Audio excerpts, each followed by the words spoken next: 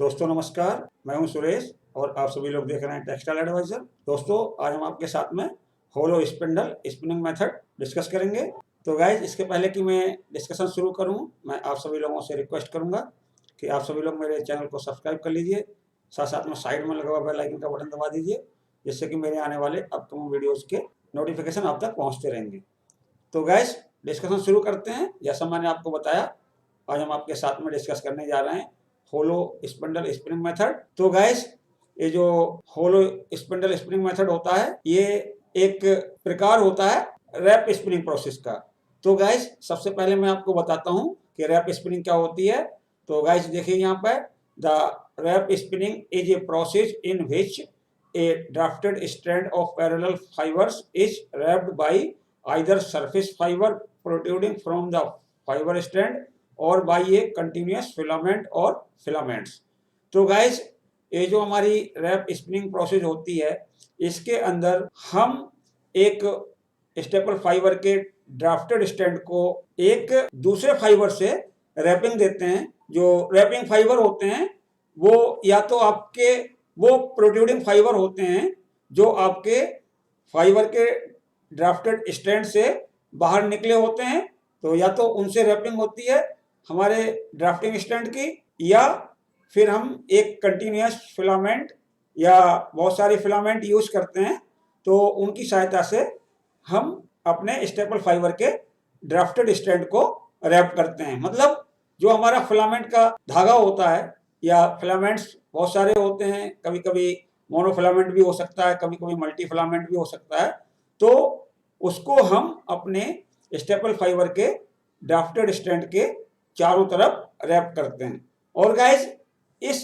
Spinning process के अंदर हम यार्न को एक्चुअल ट्विस्ट नहीं देते हैं। The wrapping filament imparts coherence and strength to the resulting yarn in the wrap spinning process. तो गाइस जैसा मैंने आपको बताया कि रैप स्पिनिंग के अंदर हम धागे के अंदर ट्विस्ट इंसर्ट नहीं करते हैं। तो यहाँ पे जो आपका रैपिंग फिलामेंट होता है वो आपके जो फाइबर्स होते हैं ड्राफ्टेड स्ट्रैंड के, उनको एक दूसरे के साथ में इंटैक्ट करके रखता है। मतलब उनको अलग अलग नहीं होने देता है और धागे को स्ट्रेंथ भी प्रदान करता है। The high quality specific yarns with a wide range of applications are produced in the wrap spinning process. Guys हम रैप स्पिनिंग प्रोसेस के द्वारा विशिष्ट क्वालिटी के यार्न प्रोड्यूस करते हैं, और उनके जो एप्लीकेशंस होते हैं तो उनकी रेंज बहुत ज़्यादा होती है। हम डिफरेंट डिफरेंट फैब्रिक में डिफरेंट डिफरेंट इफेक्ट लाने के लिए इन धागों का प्रयोग करते हैं। The wrapped yarn consist of two components. जो धागा बनता है रैप स्पिनिंग के द्वारा, तो उसके अंदर मेनली दो कंपोनेंट होते हैं। The first component contains A drafted strand of staple fibres in the yarn core. तो जो हमारे रैप्ड यार्न की यार्न कोर होती है, उसके अंदर फाइबर्स का ड्राफ्टेड स्ट्रैंड होता है। The second component is a filament which is wrapped around the drafted fibre strand. और जो रैप्ड यार्न होता है उसका दूसरा कंपोनेंट एक फिलामेंट यार्न होता है। तो मैंने आपको बताया ये फिलामेंट यार्न मोनोफिलामेंट भी हो सकता है या मल्टी फिलामेंट भी हो सकता है। तो ये आपके ड्राफ्टेड स्ट्रैंड के चारों तरफ लपेटा जाता है। The hollow spindle spinning method is most commonly used to produce wrapped yarn. और जो मेथड होते हैं रैप्ड यार्न को प्रोड्यूस करने के, तो बहुत सारे मेथड होते हैं, बट जो ज़्यादातर जगह पे यूज किया जाता है वो आपका होलो स्पिंडल स्पिनिंग मेथड होता है। तो गाइस अब मैं आपके साथ में डिस्कस करूंगा होलो स्पिनिंग स्पिंडल मेथड। तो गाइस मेरे वीडियो के साथ में अंत तक जरूर बने रहिए, तभी आपको सारा टॉपिक अच्छे तरीके से क्लियर होगा, और मैं आपको स्टेप बाय स्टेप बताऊंगा कि किस तरीके से आपका होलो स्पिंडल स्पिनिंग मेथड काम करता है और किस तरीके का कंस्ट्रक्शन होता है, कौन कौन से पार्ट होते हैं और किस पार्ट का क्या फंक्शन होता है। तो गाइस सबसे पहले मैं आपको दिखाता हूँ मशीन। जो होलो स्पिंडल स्पिनिंग मशीन होती है वो किस तरीके से दिखती है, आप देखिए इस पिक्चर के माध्यम से। ये एक पिक्चर है, होलो स्पिंडल स्पिनिंग मशीन है। तो यहाँ पे गाइस आप देख सकते हैं कि जो फीड मटेरियल है वो यहाँ पे रोबिंग है, और यहाँ पर आप स्लाइवर भी फीड कर सकते हैं। और ये जो हमारा फाइबर का स्टैंड होता है तो वो जाता है ड्राफ्टिंग रोलर के बीच से, और ड्राफ्टिंग रोलर के बीच से जब पास होता है तो इसकी ड्राफ्टिंग होती है, और ड्राफ्टिंग होने के बाद में जो वेट पर यूनिट लेंथ होता है हमारे फाइबर स्टैंड का, वो इच्छा अनुसार घटाया जाता है। जितनी आपको काउंट रिक्वायर्ड होती है उतना ही घटाते हैं। और यहाँ पे एक फिलामेंट की एक बॉबिन लगी होती है हॉलो स्पिंडल के ऊपर, तो ये जो हमारा ड्राफ्टेड स्टैंड होता है वो इसके अंदर जाता है, और आपका फिलामेंट यहाँ पे मिक्स होता है और इसकी ट्विस्टिंग हो जाती है। और ट्विस्टिंग होने के बाद में फिर आपका जो धागा तैयार होता है वो यहाँ पे आता है। ये गाइड वगैरह लगे होते हैं, और गाइड के बाद में ये ट्रेवर्स गाइड लगी होती है, और इसके बाद में आपका धागा यार्न पैकेज के ऊपर बाउंड हो जाता है। गाइज आप इस पिक्चर के माध्यम से देखिए और अच्छा क्लियर दिखेगा आपको। तो यहाँ पे बिल्कुल क्लियर दिख रहा है आपको कि ये आपका हॉलो स्पिंडल है, आप देख पा रहे हैं। और जो आपका ड्राफ्टेड फाइबर स्टैंड है वो यहाँ पे निकल के आ रहा है, आप देखेंगे ये आपका ड्राफ्टेड फाइबर स्टैंड है, और यहाँ पे आपके ड्राफ्टिंग रोलर लगे होते हैं। और ये जो ऊपर आपको दिख रहा है ये आपका फीड मटेरियल है। फीड मटेरियल में रोबिंग हो सकती है, स्लाइवर हो सकता है। तो पहले ड्राफ्टिंग होती है, जो आपका weight per unit length of fibre stand होता है वो यहाँ पे इच्छानुसार जितनी आपको आवश्यकता होती है वो आप घटाते जाते हैं, जितनी आपको यार्न काउंट की आवश्यकता होती है। इसके बाद में जो ड्राफ्टेड स्टैंड होता है फाइबर का वो हॉलो स्पिंडल के अंदर एंटर करता है, और यहीं से आपका एक जो फिलामेंट का बॉबिन होता है वो हॉलो स्पिंडल के ऊपर माउंट होती है। ये आपका हॉलो स्पिंडल है, इसके ऊपर बॉबिन माउंट होती है फिलामेंट की, और ये भी आपके ड्राफ्टेड फाइबर स्टैंड के साथ में जाके मिक्स होती है। और यहाँ पर फाइनली आपका जो यान होता है वो बन के निकल जाता है, और ये यान बन के निकलता है। फिर यहाँ पे जब ये जाता है तो नीचे आपका जो बाइंडिंग सिस्टम होता है वो लगा होता है। अब गाइस मैं आपको प्रिंसिपल बताऊंगा, स्ट्रक्चर बताऊंगा, जो आपका हॉलो स्पिंडल स्पिनिंग मेथड किस तरीके से काम करता है। तो गाइस आप सभी लोग मेरे वीडियो के साथ में अंत तक जरूर बने रहिए, तभी आपको सारा टॉपिक अच्छे तरीके से क्लियर होगा।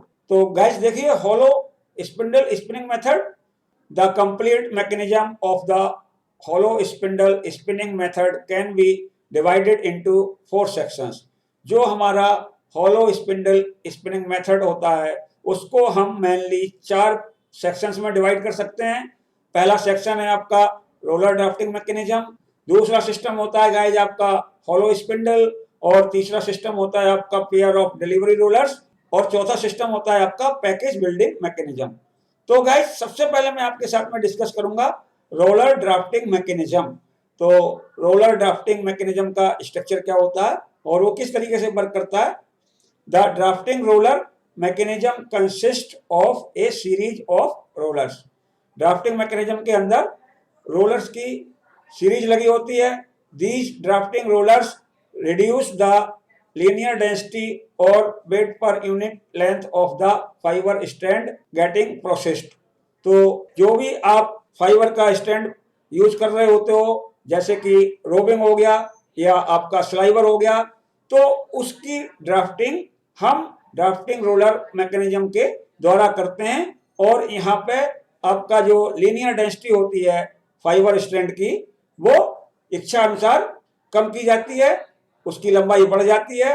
तो गाइस यहाँ पे आप इस पिक्चर के माध्यम से देख सकते हैं कि ये आपका ड्राफ्टिंग सिस्टम है। ये 3 ड्राफ्टिंग रोलर लगे हुए हैं, ये बैक ड्राफ्टिंग रोलर हैं, ये आपके मिडिल ड्राफ्टिंग रोलर हैं, ये आपके फ्रंट ड्राफ्टिंग रोलर हैं। इनके बीच से आपका फाइबर स्ट्रैंड पास होता है। तो ये जो ड्राफ्टिंग सिस्टम होता है तो इसका काम होता है आपके फाइबर स्ट्रैंड की लेंथ को बढ़ा देता है, और जब आपके मटेरियल की लेंथ बढ़ जाती है तो आपके फाइबर स्ट्रैंड की जो वेट पर यूनिट लेंथ होती है वो बहुत ज्यादा घट जाती है। और कितनी घटाते हैं, जितनी आपको रिक्वायरमेंट होती है। गाइस इसके बाद में ये आपका हॉलो स्पिंडल है, इसके ऊपर एक बॉबिन लगी होती है जिसके ऊपर फिलामेंट लिपटा हुआ होता है, और ये जो आपका ड्राफ्टेड स्टैंड होता है वो हॉलो स्पिंडल से नीचे की तरफ पास होता है। और ये जो आपकी फिलामेंट की बॉबिन होती है तो इसका जो फिलामेंट होता है वो भी आपके हॉलो स्पिंडल से नीचे की तरफ आता है। जब ये दोनों नीचे निकलते हैं तो गाइस क्या होता है, ये दोनों आपस में ट्विस्ट हो जाते हैं और इसके बाद में फिर ये आपका डिलीवरी रोलर्स होते हैं। तो ये जो भी धागा आपका तैयार होके बाहर निकलता है उसको आगे की तरफ खींचते हैं और यहाँ पे आपका पैकेज बिल्डिंग मैकेनिज्म लगा होता है। तो जो भी धागा आपका बनता है वो साथ साथ एक पैकेज के ऊपर बाउंड होता जाता है।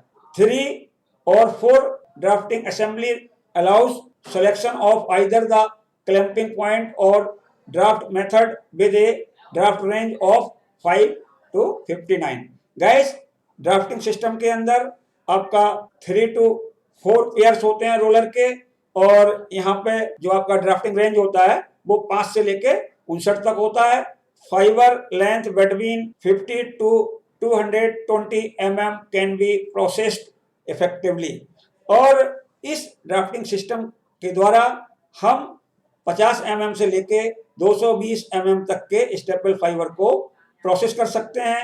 Electronic monitoring used to identify faults and improves yarn quality. और ड्राफ्टिंग सिस्टम के अंदर इलेक्ट्रॉनिक मॉनिटरिंग होती है जो आपके फॉल्ट को डिटेक्ट करती है और आपकी यार्न की क्वालिटी को इम्प्रूव करती है। Special features of the drafting assembly includes self alignment of the spinning triangle to the center of the spindle and continuous suction at the draft rollers। तो गाइस इसके अंदर क्या होता है, कुछ स्पेशल फीचर्स भी होते हैं। तो एक स्पेशल फीचर होता है जो आपका स्पिनिंग ट्रायंगल होता है वो स्पिंडल के सेंटर को अलाइन करता रहता है और एक कंटिन्यूअस सक्शन डिवाइस होती है वो आपके जो रोलर्स होते हैं, ड्राफ्टिंग रोलर्स होते हैं, उनमें कहीं पर भी कोई लैपिंग होती है तो वहां पे सेल्फ क्लीनिंग का काम करती है। Guys pneumatic threading is an optional attachment to the hollow spindle. और इस सिस्टम में एक न्यूमेटिक थ्रेडिंग सिस्टम होता है। जब आपका कोई धागा टूट जाता है तो आप कंप्रेस्ड एयर की सहायता से उसको थ्रेडिंग कर सकते हैं, मतलब आप स्पिंडल से नीचे की तरफ पास कर सकते हैं and speeds up the operating time. तो इस तरीके से जो आपका ऑपरेटिंग टाइम होता है वो इंप्रूव हो जाता है। A photo electric cell monitor equipped to detect end break to stop the spindle when a break occurs. Guys हमारी मशीन के अंदर एक फोटो इलेक्ट्रिक सेल लगा होता है, वो हमेशा चेक करता रहता है कि आपका धागा टूट तो नहीं गया कहीं पे। जब भी आपका धागा टूटता है तो वो आपके स्पिंडल को इमीडिएटली स्टॉप कर देता है। गाइस यहाँ पर भी एक मैंने स्कीमेटिक डायग्राम बना के दिखाया हुआ है। तो इसके अंदर क्या है गाइस कि 3 ड्राफ्टिंग सिस्टम है और यहाँ पे आप एक साथ 3 इफेक्ट यार्न फीड कर सकते हो। और ये जो सिस्टम होता है ज्यादातर आपके फैंसी यार्न को बनाने में किया जाता है। और यहाँ पे आप चाहो तो जो आपका ड्राफ्टिंग सिस्टम होता है, तो जब ड्राफ्टिंग सिस्टम यूज करेंगे तब आप क्या करते हैं कि फाइबर का स्टैंड पास करते हैं। यदि आपको कोई फैंसी यार्न बनाना है तो वहां पर आप डायरेक्ट यार्न भी यूज कर सकते हो। तो गाइस यहाँ पे देखिए ये आपके 3 ड्राफ्टिंग सिस्टम है। Drafting system number 1, drafting system number 2, drafting system number 3। और यहाँ पे इफेक्ट फाइबर की फीडिंग की जाती है। तो इफेक्ट फाइबर में आपके फाइबर स्टैंड होते हैं और यहाँ से आप कोर यार्न की फीडिंग करते हैं। जो भी आपका कोर यार्न होता है तो उसकी फीडिंग करते हैं। ये देखिए ये यहाँ से जा रहा तो यहाँ पे इकट्ठा हो रहा, ये भी यहाँ पे इकट्ठा हो रहा और आपका ये है ये भी यहाँ पे इकट्ठा हो रहा। तो ये आपका यहाँ से पास होता है, जो फ्रंट रोलर होता है उससे पास होता है। और जो आपका फीड यार्न है वो यहाँ से आता है, वो भी आपके इफेक्ट यार्न से मिक्स हो जाता है और फिर ये जाता है आपका हॉलो स्पिंडल के अंदर जाता है। तो यहाँ पे जो ट्विस्ट होता है उसका डिस्ट्रीब्यूशन होता है, आपका हॉलो स्पिंडल घूमता है तो उससे आपके यार्न के ऊपर ट्विस्ट पड़ता है। आप यहाँ पे देखेंगे ये आपका डिलीवरी रोलर है, ये आपका गाइड रोलर है, ये आपका यार्न पैकेज है और ये आपका वाइंडिंग मैकेनिज्म है। तो यहाँ पे आपका पैकेज फॉर्मेशन हो जाता है जो भी यार्न प्रिपेयर हो रहा है। अब गाइस जाता है आपका hollow spindle mechanism. The hollow spindle is designed as a fast twisting assembly. तो जो हॉलो स्पिंडल होता है उसको इस तरीके से डिजाइन किया जाता है कि ये फॉल्स ट्विस्टिंग असेंबली का काम करता है। The fibre strand does not pass directly after entering the vertical spindle, instead shortly after entering the spindle। तो जो आपका ड्राफ्टेड फाइबर का स्टैंड होता है वो आपके स्पिंडल से डायरेक्टली पास नहीं होता है, वो थोड़ा सा अंदर जाता है।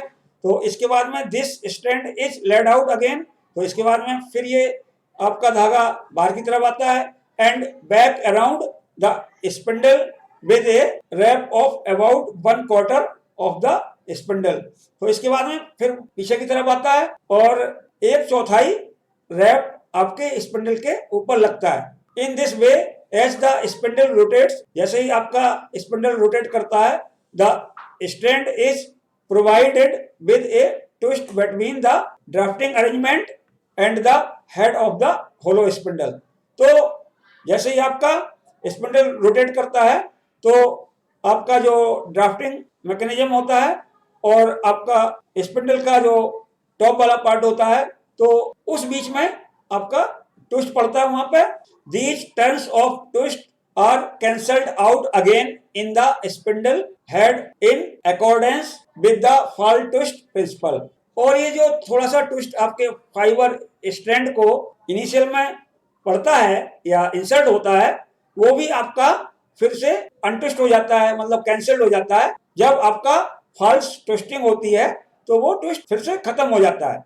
This twist prevents the strand from falling apart in the length prior to filament staple fibre wrapping with filament. और ये जो ट्विस्ट पड़ता है आपके ड्राफ्टिंग रोलर और स्पिंडल के टॉप एंड के बीच में, तो ये आपके फाइबर्स को नीचे नहीं गिरने देता है जब तक आपका फिलामेंट फाइबर स्ट्रैंड के चारों तरफ रैप नहीं हो जाता है।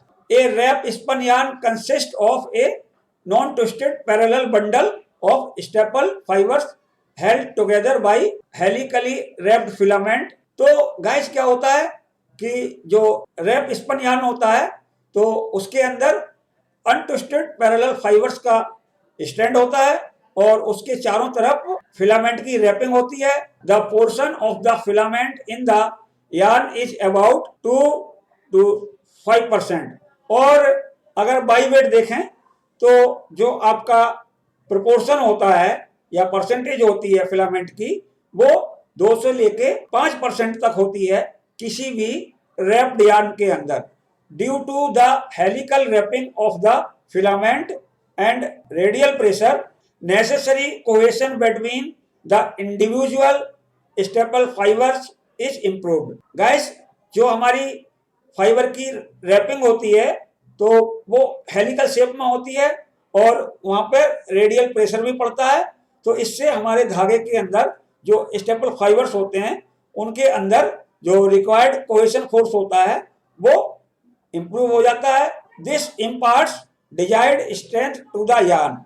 और ये जो फाइबर की रैपिंग होती है इससे हमें यार्न के अंदर जो जरूरी यार्न स्ट्रेंथ होती है वो डेवलप हो जाती है।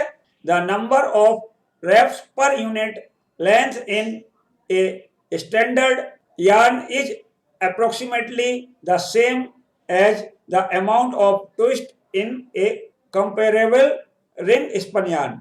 तो गाइस जो ट्विस्ट की अमाउंट होती है या टीपीआई होते हैं वो आपके रिंग स्पन यार्न के इक्वली होते हैं। अब गाइस आपका आता है pair of delivery rollers and package building mechanism. तो गाइस इसके पहले कि मैं आपको पैकेज बिल्डिंग मैकेनिज्म के बारे में डिस्कस करूं, मैं आप सभी लोगों से फिर से रिक्वेस्ट करूंगा कि आप सभी लोग मेरे वीडियो के साथ में अंत तक जरूर बने रहिए, तभी आपको सारा टॉपिक अच्छे तरीके से क्लियर होगा। There is a pair of delivery rollers used to take the yarn forward. Guys इस मैकेनिज्म के अंदर जब आपके फाइबर स्ट्रैंड के ऊपर फिलामेंट यार्न की रैपिंग हो जाती है और वो हॉलो स्पिंडल से बाहर निकलता है, तो उसको आगे की तरफ खींचने के लिए डिलीवरी रोलर्स होते हैं, तो उनका एक पेयर लगा होता है, उन दोनों रोलर्स के बीच से आपका यार्न पास होता है।